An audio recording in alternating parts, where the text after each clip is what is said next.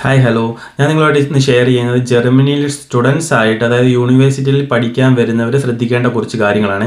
അതായത് കുറച്ച് കാര്യങ്ങൾ ശ്രദ്ധിച്ചു കഴിഞ്ഞാൽ നമുക്ക് ഇവിടെ ഉണ്ടാകുന്ന കുറച്ച് പ്രോബ്ലംസ് അവോയ്ഡ് ചെയ്യാൻ പറ്റും. ബ്രീഫായിട്ട് പറഞ്ഞാൽ, ജർമ്മനിയിലേക്ക് വരിക എന്നുള്ള ഉദ്ദേശത്തോടു കൂടി മാത്രം എന്തെങ്കിലും ഒരു കോഴ്സ് എടുത്ത് ഇവിടെ വന്നു കഴിഞ്ഞാൽ നമുക്ക് ഉണ്ടാകുന്ന പ്രശ്നങ്ങൾ, അത് കഴിഞ്ഞ് പിന്നെ യൂണിവേഴ്സിറ്റി ചേഞ്ച് ചെയ്യണമെങ്കിൽ അവിടെ ഉണ്ടാകുന്ന പ്രശ്നങ്ങൾ, പിന്നെ നമുക്ക് രണ്ടാമത്തെ വർഷം വീണ്ടും ഈ ബ്ലോക്ക്ഡ് അക്കൗണ്ടിൽ എമൗണ്ട് കാണിക്കേണ്ടി വരുമോ, അതായത് 11 lakh അറൗണ്ട് വരുന്ന ഈ എമൗണ്ട് വീണ്ടും കാണിക്കേണ്ടി വരുമോ, ഇവിടുത്തെ സ്റ്റുഡൻസുമായിട്ട് കോമ്പറ്റ് ചെയ്ത് പോകാൻ എങ്ങനെയാണ്, സ്റ്റുഡൻസ് ആയിട്ട് വന്നിട്ട് ജോലിക്ക് കയറാൻ പറ്റുമോ, പിന്നെ ഇവിടെ വന്നു കഴിഞ്ഞാൽ നമ്മുടെ സ്റ്റുഡൻസ് വോൺഹൈം, അതായത് നമുക്ക് ഹോസ്റ്റൽ കിട്ടുന്നത്, പിന്നെ ജോലി കിട്ടിക്കഴിഞ്ഞാൽ അതിനപ്പോൾ ശ്രദ്ധിക്കേണ്ട കാര്യങ്ങൾ, ജോലി മീൻസ് പാർട്ട് ടൈം ജോലി, അങ്ങനെ തുടങ്ങുന്ന കുറച്ച് കാര്യങ്ങൾ.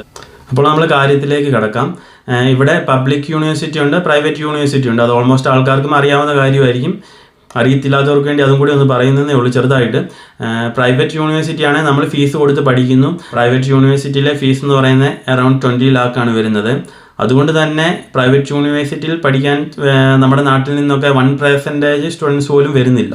കാരണം അത്ര ഒരു എമൗണ്ട് കൊടുത്ത് ഈ ജർമ്മനിയിൽ പഠിക്കുന്നതിനെക്കാട്ടിലും നല്ലത് ഏതെങ്കിലും ഒരു ഇംഗ്ലീഷ് സ്പീക്കിംഗ് കൺട്രിയിൽ പഠിച്ചാൽ പോലെ എന്നുള്ള ചിന്തയായിരിക്കും. അതുകൊണ്ട് ഇങ്ങോട്ട് അങ്ങനെ പ്രൈവറ്റ് യൂണിവേഴ്സിറ്റിയിൽ പഠിക്കാൻ അധികം ആളുകൾ വരുന്നില്ല. പ്രൈവറ്റ് യൂണിവേഴ്സിറ്റിയിലെ ഒരു ഗുണമെന്ന് പറഞ്ഞു കഴിഞ്ഞാൽ നമുക്ക് എത്ര വേണേലും എക്സാം എഴുതാം, തോറ്റു കഴിഞ്ഞാൽ വീണ്ടും വീണ്ടും എക്സാം എഴുതാം. പക്ഷേ അതെല്ലാം സർട്ടിഫിക്കറ്റിൽ വരും. പബ്ലിക് യൂണിവേഴ്സിറ്റിയിലാണെങ്കിൽ എക്സാം എഴുതാൻ ആകെ 3 ചാൻസേ ഉള്ളൂ. അതിലിപ്പം നമ്മൾ ഒരു കോഴ്സ് പഠിക്കുമ്പം 15 സബ്ജക്റ്റ് ഉണ്ട്.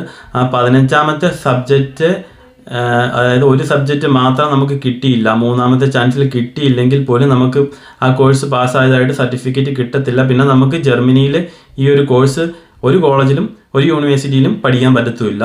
അതുകൊണ്ട് തന്നെ പബ്ലിക് യൂണിവേഴ്സിറ്റിയിൽ ജർമ്മനിയിൽ പഠിക്കാൻ വരുമ്പോൾ നമ്മൾ നാട്ടിൽ ചെയ്ത കോഴ്സിൻ്റെ PG ചെയ്യാനോ, അല്ലെങ്കിൽ നമുക്ക് അത്രയ്ക്ക് ഇൻട്രസ്റ്റ് ആയിട്ടുള്ള ഒരു കോഴ്സ് അതുമായിട്ട് ബന്ധപ്പെട്ട് കോഴ്സുകൾ ചെയ്യാൻ വേണ്ടി നമ്മൾ ശ്രമിക്കുക. അല്ലെങ്കിൽ നിങ്ങളുടെ ഫീൽഡ് ഏതാണോ അതുമായിട്ട് ബന്ധപ്പെട്ട്.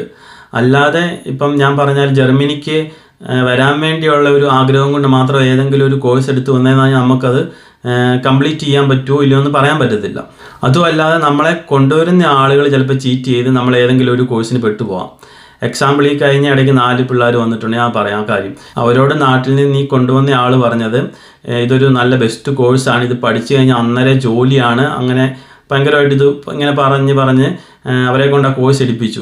അതുപോലെ തന്നെ അവരോട് പറഞ്ഞ് നിങ്ങൾ നാട്ടിൽ പഠിച്ചുകൊണ്ടിരുന്ന ആ കോഴ്സിൻ്റെ അകത്തെ ചില സബ്ജക്റ്റുകൾ ഇതിൻ്റെ ഈ കോഴ്സിലും ഉണ്ട്, അതുകൊണ്ടൊക്കെ നിങ്ങൾക്ക് അത് നല്ല എളുപ്പമായിരിക്കും എന്നൊക്കെ പറഞ്ഞ് അവർ ആ കോഴ്സ് എടുത്ത് ഇവിടെ വന്നു കഴിഞ്ഞ് ആദ്യത്തെ ആഴ്ച ക്ലാസ്സിൽ പോയി ഒന്നും മനസ്സിലായില്ല. പക്ഷേ അത് നമ്മൾ പിന്നെ പതുക്കെ ശരിയാവുമെന്ന് വിചാരിക്കും. അങ്ങനെ പിന്നെ 1 മാസമായി 2 മാസമായി ഒരു രക്ഷയില്ല. പിന്നെ അതിൽ ചിലർ കോളേജ് മാറി, പിന്നെ ചിലർക്ക് കോളേജ് മാറാൻ നോക്കിയിട്ട് പറ്റുന്നില്ല. കോളേജ് മാറി എന്ന് പറഞ്ഞാലും 2 മാസം കഴിഞ്ഞല്ല, പിന്നെ കുറേ സെർച്ച് ചെയ്ത് നമ്മൾ കുറേ യൂണിവേഴ്സിറ്റിയിൽ കൊടുത്ത് അവസാനം ഒരിടത്ത് കിട്ടി, അങ്ങനെ മാറി. പിന്നെ ബാക്കി ആൾക്കാർക്ക് യൂണിവേഴ്സിറ്റി മാറി കിട്ടുന്നില്ല, എന്നിട്ട് എൻറോൾ ചെയ്ത് നിൽക്കുക ചെയ്യുന്നത്. അങ്ങനെ നിന്നാലുള്ള പ്രശ്നമെന്ന് പറഞ്ഞാൽ നമ്മൾ പിന്നെ വിസ അപ്ലൈ ചെയ്യുമ്പോഴത്തേക്കും നമുക്ക് വേറെ ഒരു ബാക്ക്ഗ്രൗണ്ട് ഒന്നും ഇല്ല, എക്സാം എഴുതാൻ പറ്റുന്നില്ല, എക്സാം എഴുതിയാൽ തന്നെ ഫെയിൽ ആവുന്നു. നമുക്ക് അതിനിപ്പോൾ വിസയ്ക്ക് ചെല്ലുമ്പോഴത്തേക്കും റിജക്റ്റ് ആകാൻ ചാൻസ് ഉണ്ടെന്നല്ല റിജക്റ്റ് ആവും. പിന്നെ ചിലർക്ക് പറ്റിയെന്ന് പറഞ്ഞാൽ ഇപ്പോൾ ചില യൂണിവേഴ്സിറ്റികളിൽ 4 വർഷത്തെ ഡിഗ്രി കഴിഞ്ഞവരെ എടുക്കുന്നുള്ളൂ കോഴ്സ് ചെയ്യാൻ വേണ്ടി. 4 വർഷത്തെ ഡിഗ്രി, നേരത്തെ അത് 3 വർഷത്തെ ആയിരുന്നു. അതിനകത്തേക്കും ഈ വന്നേക്കുന്നതിൻ്റെ അകത്ത് 3 വർഷത്തെ ഡിഗ്രി ചെയ്ത് വന്നേക്കുന്ന കുട്ടികൾ അങ്ങനെ അപ്ലൈ ചെയ്തപ്പോൾ അവർക്ക് 4 വർഷത്തെ ഡിഗ്രി ഇല്ലയെന്നും പറഞ്ഞ് റിജക്റ്റായി. പിന്നീട് ഈ ഒരു വർഷം നമ്മളൊന്ന് ചിലരെ എക്സാം എഴുതുന്നില്ല, കാരണം എഴുതാൻ പറ്റത്തില്ല, യാതൊരു ബന്ധമില്ലാത്ത കോഴ്സ് ഒന്നും മനസ്സിലാകുന്നില്ല, എങ്ങനെ എക്സാം എഴുതുന്നത്. അപ്പം ഒരു വർഷം നിങ്ങൾ എന്ത് ചെയ്യുകയായിരുന്നു, നിങ്ങൾ എക്സാം എഴുതിയിട്ടില്ല, പാസ്സായിട്ടില്ല, അങ്ങനത്തെ കാര്യങ്ങൾ പറഞ്ഞ് റിജക്റ്റ് ആവുന്നു. പിന്നെ നമ്മളൊരു കോഴ്സ് ചെയ്ത് അങ്ങ് പൊയ്ക്കൊണ്ടിരിക്കുന്നു. അതിൻ്റെ ഇടയ്ക്ക് നമുക്കൊരു സബ്ജക്റ്റ് പാടാണ്, അത് എലക്റ്റീവ് ആയിട്ടുള്ള സബ്ജക്റ്റ് ആണെങ്കിൽ നമുക്ക് അത് മാറ്റിയെടുത്ത് വേറെ സബ്ജക്റ്റ് എടുക്കാനുള്ള അങ്ങനത്തെ ഓപ്ഷൻസൊക്കെ ഉണ്ട്. പക്ഷേ നമ്മൾ ഇഷ്ടപ്പെട്ട ഒരു കോഴ്സ് എടുത്ത് ഇങ്ങോട്ട് വന്നു കഴിഞ്ഞ് ഇവിടെ വന്ന് പഠിച്ചു കഴിഞ്ഞാൽ നമ്മൾ ഉറപ്പായിട്ടും ഒരു കുഴപ്പമില്ലാതെ പാസ്സായി പോകും. പിന്നെ നാട്ടിൽ നിന്ന് കയറി വരുന്ന കുട്ടികളോട് അവരെ കൊണ്ടുവരുന്ന ആളുകൾ പറയുന്ന നല്ലൊരു നുണയാണ്, ഇവിടുത്തെ കുട്ടികൾ, ഇവിടുത്തെ സ്റ്റുഡൻസ് ജർമ്മൻകാർ അവർ അങ്ങനെ പഠിക്കത്തൊന്നുമില്ല, അവർ ക്ലാസ്സിൽ കയറത്തില്ല, അവരിങ്ങനെ പാർട്ടി കാര്യങ്ങളൊക്കെ ആയിട്ട് നടക്കത്തേ ഉള്ളൂ. അവരുടെ മുമ്പിൽ നിങ്ങൾക്ക് ഈസി ആയിട്ട് പാസ്സായിട്ട് പോകാം, അതായത് കോമ്പറ്റ് ചെയ്യാൻ ഭയങ്കര എളുപ്പമാണെന്നുള്ള രീതിയിൽ. പക്ഷേ അത് ഒരു ശുദ്ധ മണ്ടത്തരമാണ്. കാരണം ഇവിടെ ആ ഒരു കോഴ്സ് എടുത്ത് വരുന്നവന് ആ ഒരു കോഴ്സ് അല്ലെ ആ ഒരു സബ്ജക്റ്റിന് അത്ര പ്രോ ആയിട്ടുള്ളവനെ അവനത് എടുത്ത് വരുന്നുള്ളൂ, ആ കോഴ്സ് ചെയ്യാൻ വരുന്നുള്ളൂ. അല്ലെങ്കിൽ അവനിവിടെ വേറെ 1000 ഓപ്ഷൻസ് ഉണ്ട്. 10ാം ക്ലാസ് കഴിയുമ്പോൾ തന്നെ പെയിൻറ്റിങ് ആ ഒരു ഫീൽഡ് ഇഷ്ടമുള്ളവന് പെയിൻറ്റിങ് ആ ഒരു പണിക്ക് ആ ഒരു ജോലിക്ക് പോകാം, അല്ലെ അതുമായിട്ട് ബന്ധപ്പെട്ട് പഠിക്കാൻ പോകാം. അല്ലെങ്കിൽ മൈക്കാട്, മേസ്തിരി എന്താണോ ഇഷ്ടം, കാർപ്പൻറ്റർ, അവർക്ക് ഇഷ്ടമുള്ള ആ ഫീൽഡിലോട്ട് അവർക്ക് പോകാം. പിന്നെ വീണ്ടും പഠിക്കാൻ വരുന്ന ആൾക്കാരെന്ന് പറഞ്ഞാൽ ആ ഒരു സബ്ജക്റ്റിൽ വരുന്നതെന്ന് പറഞ്ഞാൽ അത്രയ്ക്ക് പ്രോ ആയിട്ടുള്ള ആൾക്കാരായിരിക്കും. അപ്പോൾ അവരുമായിട്ടായിരിക്കും കോമ്പറ്റ് ചെയ്യേണ്ടത്. പിന്നെ ഒരു കാര്യം, തിയറി പഠിക്കാൻ മാത്രം നമുക്കൊരു ചെറിയ എളുപ്പമുണ്ട്. പക്ഷേ ഇവിടെ തിയറി അത്രയ്ക്കൊരു ഇമ്പോർട്ടൻ്റ് അല്ല. കാരണം ഇവിടെ ബാക്കിയുള്ള വർക്കുകൾ കാര്യങ്ങൾക്കൊക്കെയാണ് മെയിനായിട്ടുള്ള ഇമ്പോർട്ടൻസ് കൊടുക്കുന്നത്. തിയറിയും വേണം ഇല്ലെന്നല്ല, അതിൻ്റെ ഇടയ്ക്ക് തിയറിക്ക് ഓക്കെ ഇവരുമായിട്ട് കുഴപ്പമില്ല, നമ്മളങ്ങ് മുമ്പോട്ട് പോകും. അടുത്തൊരു ഇത് സെക്കൻഡ് ഇയറിൽ വീണ്ടും ക്ലോസ്ഡ് അക്കൗണ്ടിൽ നമ്മൾ എമൗണ്ട് കാണിക്കേണ്ടി വരുമോ എന്ന് പലരും ചോദിക്കാറുണ്ട്. അവർക്ക് അങ്ങനെ അബദ്ധം പറ്റിയിട്ടുമുണ്ട്. അതായത് സെക്കൻഡ് ഇയർ നമുക്ക് പാർട്ട് ടൈം ജോലിയൊക്കെ ഉണ്ടെങ്കിൽ നമുക്ക് കാണിക്കേണ്ടി വരത്തില്ല. പക്ഷെ അവർ അതെല്ലാം കാൽക്കുലേറ്റ് ചെയ്തിട്ട് നമ്മുടെ ഹൗസ് ലാൻഡ് ബെഹേവിയർ അല്ലെങ്കിൽ നമുക്ക് ഇവിടുത്തെ ഫോറിൻ അവർ ആ ഓഫീസിൽ നമ്മുടെ കാര്യങ്ങൾ, നമ്മുടെ വരവ് ചിലവ് ഫുള്ള് എല്ലാം ഹരിച്ചും കുളിച്ചും നോക്കിയിട്ടാണ് അവർ തീരുമാനിക്കുന്നത്. പക്ഷേ ഏകദേശം ഒരു 600 യൂറോ ഒക്കെ റേഞ്ചിലുള്ള ഒരു പാർട്ട് ടൈം ജോലി ഉണ്ടെങ്കിൽ നമുക്ക് അടയ്ക്കേണ്ടി ഈ നെക്സ്റ്റ് ഇയർ ഈ എമൗണ്ട് അടയ്ക്കേണ്ടി വരത്തില്ല. പിന്നെ നമ്മൾ അങ്ങനെ പാർട്ട് ടൈം ജോലിക്ക് പോകുമ്പോഴത്തേക്കും നമ്മൾ ബ്ലാക്കിലുള്ള ജോലി ചെയ്യാതിരിക്കുക. നമുക്ക് ഒരു നല്ല കോൺട്രാക്റ്റ് ഉള്ള ജോലിയേ ചെയ്യാവുള്ളൂ. കാരണം അതേ ഇവർ കണക്കിലെടുക്കത്തുള്ളൂ. പിന്നെ അടുത്ത ഒരു പോയിന്റ്, നമ്മളിവിടെ സ്റ്റുഡൻസ് ആയിട്ട് പഠിക്കാൻ വരുമ്പോൾ പഠിച്ചുകൊണ്ടിരിക്കുന്നതിൻ്റെ ഇടയ്ക്ക് നമുക്കൊരു ജോലി കിട്ടിക്കഴിഞ്ഞാൽ ജോലിക്ക് കയറാവോ എന്നുള്ളത്. അത് നമുക്ക് കമ്പനി വിസ സ്പോൺസർ ചെയ്യുവാണെങ്കിൽ നമുക്ക് ജോലിക്ക് കയറാം. പക്ഷേ അങ്ങനെ ജോലി കിട്ടാനുള്ള ചാൻസ് വളരെ കുറവാണ്. കമ്പനി അത്രയ്ക്കൊരു റിസ്ക് എടുക്കുകയോ ഇല്ലയോ എന്ന്, അല്ലെങ്കിൽ നമ്മളൊക്കെ അത്രയ്ക്ക് ആ ഒരു ഇതിൽ നമ്മളും പ്രോ ആണെങ്കിലൊക്കെ വേണേൽ കമ്പനി ആ ഒരു റിസ്ക് ഒക്കെ എടുത്ത് നമ്മളെ സ്പോൺസർ ചെയ്യും. അല്ലെങ്കിൽ പിന്നെ അവർക്ക് അത്രയ്ക്ക് അത്യാവശ്യം വേണം അങ്ങനെ ഒരാളെ, അങ്ങനെയൊക്കെ കേട്ടിട്ടുള്ളൂ. അങ്ങനെ ചുരുക്കം ചിലതേ കേട്ടിട്ടുള്ളൂ അങ്ങനെ ജോലി കിട്ടിയേക്കുന്നത്. ഞാൻ മുമ്പേ പറഞ്ഞ പോലെ പഠിക്കുക എന്നുള്ള ഉദ്ദേശത്തോടു കൂടി വരുന്ന ആളുകൾക്കെല്ലാം എന്താണേലും പഠനം കഴിയുമ്പോഴത്തേക്കും ജോലിയൊക്കെ സെറ്റ് ആവുന്നുണ്ട്.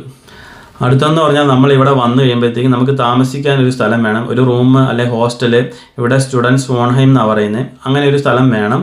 അതിനായിട്ട് നമ്മുടെ ഈ യൂണിവേഴ്സിറ്റിയിൽ നമ്മുടെ മെട്രിക്കുലേഷൻ സെറ്റ് ആകുമ്പോൾ തന്നെ നമുക്ക് നാട്ടിൽ നിന്ന് തന്നെ യൂണിവേഴ്സിറ്റിയുടെ സൈറ്റിൽ അല്ലെങ്കിൽ അതുമായിട്ട് ബന്ധപ്പെട്ട ആളെ കോൺടാക്ട് ചെയ്ത് നമുക്ക് അപ്ലൈ ചെയ്യാൻ പറ്റും.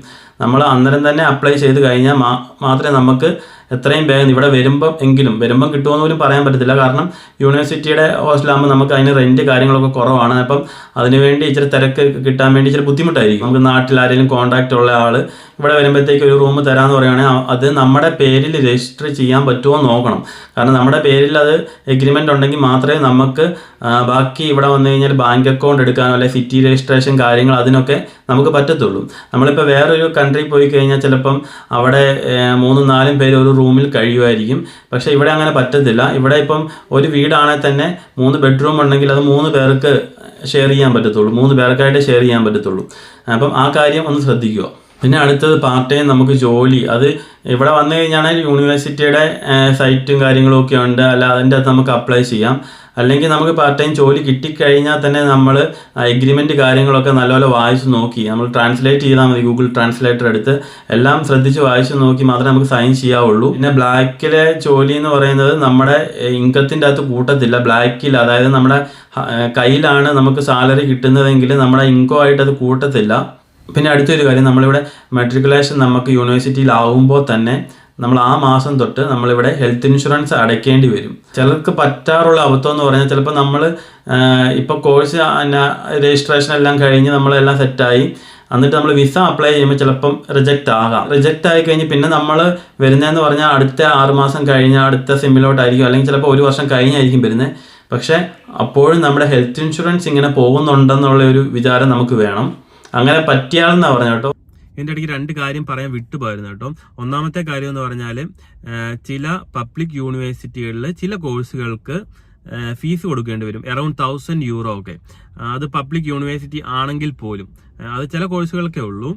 അടുത്ത രണ്ടാമത്തെ കാര്യം, നമ്മളിവിടെ ഒരു യൂണിവേഴ്സിറ്റിയിൽ ഒരു കോഴ്സിന് അപ്ലൈ ചെയ്തു, നമുക്ക് അഡ്മിഷനൊക്കെ കിട്ടി, എല്ലാം സെറ്റായി, നമ്മളിങ്ങോട്ട് വരാനിരിക്കുന്നു. അതിൻ്റെ ഇടയ്ക്ക് നമുക്ക് വേറെ ഏതെങ്കിലും രാജ്യത്തോട്ടൊരു നല്ല ഓപ്ഷൻ കിട്ടി, അല്ലെങ്കിൽ നമുക്ക് നാട്ടിൽ നല്ലൊരു ജോലി കിട്ടി, അത് ചാൻസ് ഇല്ല അതിന് പറയാലോ, നാട്ടിൽ നല്ലൊരു ജോലി കിട്ടി, അപ്പോൾ നമ്മൾ ഇങ്ങോട്ട് വരുന്നില്ല, നമ്മൾ ആ വരവങ്ങ് ക്യാൻസൽ ചെയ്തു, പിന്നെ അതിനെക്കുറിച്ച് ചിന്തിച്ചേ ഇല്ല. പക്ഷേ ചിലപ്പോൾ ഒരു വർഷമൊക്കെ കഴിയുമ്പോഴത്തേക്കും നമ്മുടെ വീട്ടിലോട്ട് ഒരു നോട്ടീസ് വരും, നിങ്ങൾ ഇന്ന കോഴ്സിന് ഇവിടെ അപ്ലൈ ചെയ്തിട്ട് ജോയിൻ ചെയ്തില്ല, അതിന്റെ നഷ്ടപരിഹാരം എന്ന രീതിയിൽ ഒരു ചെറിയ തുക, എത്രയാണെന്ന് അറിയാൻ പറ്റത്തില്ല, പബ്ലിക് യൂണിവേഴ്സിറ്റിയാണ്, അല്ലെങ്കിൽ അതിന്റെ കോഴ്സിന് ഫീസ് ഉണ്ടെങ്കിൽ ആ കോഴ്സിന്റെ ആ ഫീസ് ആ സെം വൈസിലെയോ അങ്ങനെയൊക്കെ അടയ്ക്കേണ്ടി വന്നതായിട്ട് കേട്ടിട്ടുണ്ട്. പിന്നെ എൻ്റെ ഒരു ഫ്രണ്ടിനും അങ്ങനെ വന്നിട്ടുണ്ട്, അവൻ ലാംഗ്വേജ് പഠിക്കാൻ വേണ്ടി ഇങ്ങനെ ഒരു അപ്ലൈ ചെയ്തിട്ട് അവനെല്ലാം സെറ്റായിട്ട് ഇങ്ങോട്ട് കയറി വന്നില്ല. ഒരു വർഷം കഴിഞ്ഞപ്പോഴത്തേക്ക് ഇത് നോട്ടീസ് വന്നിങ്ങനെ ഇത് ഇത്ര തുക അടച്ചില്ലെങ്കിൽ നിങ്ങളുടെ സ്ഥാപന ജംഗമ വസ്തുക്കളൊക്കെ ജപ്തി ചെയ്യുമെന്നും പറഞ്ഞ് അവന്റെ ആ എമൗണ്ട് ഞാൻ ഇവിടുന്ന് അടച്ചത്. അപ്പം അങ്ങനെ വരാൻ ചാൻസ് ഉണ്ട്. അതുകൊണ്ട് നമ്മൾ ഇങ്ങോട്ട് വന്നില്ലെങ്കിൽ കോഴ്സിന് അഡ്മിഷൻ കിട്ടി അത് ക്യാൻസൽ ചെയ്യാതെ ആ പ്രൊസീജിയർ അനുസരിച്ച് ക്യാൻസൽ ചെയ്യാൻ ശ്രദ്ധിക്കണേ. അപ്പോൾ അത്യാവശ്യം എനിക്ക് അറിയാവുന്ന കാര്യങ്ങളൊക്കെ ഞാൻ നിങ്ങളുമായിട്ട് ഷെയർ ചെയ്തെന്ന് വിചാരിക്കുന്നു. താങ്ക്